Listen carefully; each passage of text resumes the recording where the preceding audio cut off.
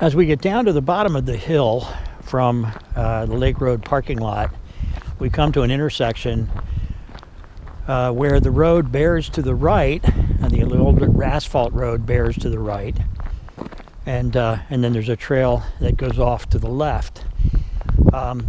The trail on the left and the trail on the right are actually part of the MultiPurpose Trail, and you can see the old arrows on the ground here.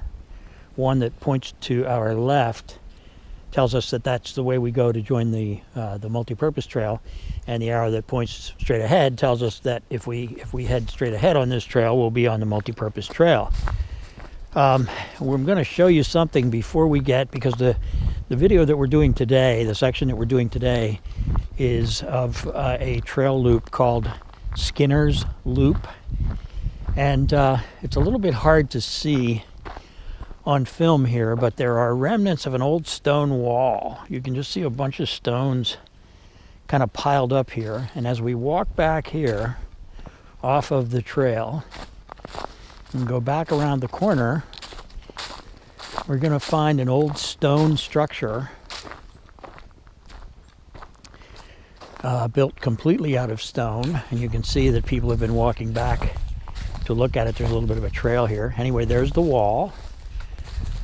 And we get up here a little further, you'll see remnants of concrete on the ground here in the stones.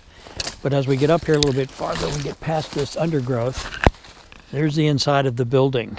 We're not really sure what it was. We need to find someone that knows this area, knows the history of the area, who can tell us what this building really was.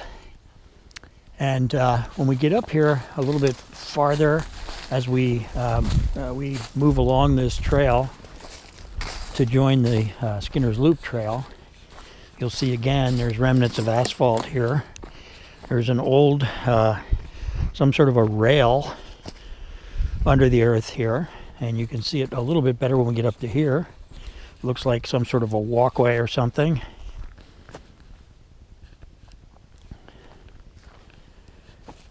And it runs along the asphalt trail, so we're not really sure what that is. You get up here, a little more asphalt remnant, and I believe as we head around the corner here, we may be able to find the remnants of an old, what looks like a garage door track. And if you look through the woods here, you can see that wall that we just looked at the inside of that building. Let's head back here and see if we can find that old overhead door track, and here it is.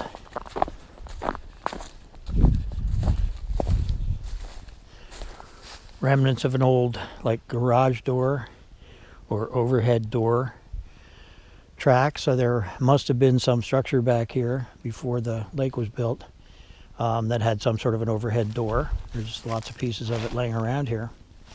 So now we're going to head back along this connector path that will take us back to Skinner's Loop, which is where we're going to do our video today. And again, as we find all along the trail system, here's an old wall, the remnants of an old wall, some sort of an old foundation. So there was some sort of structure back here along Lake Road. I'm sure it was part of a farm or a residence. Let's head back here, and we will intersect with the Skinner's Loop Trail, and I'll try to give you a perspective here.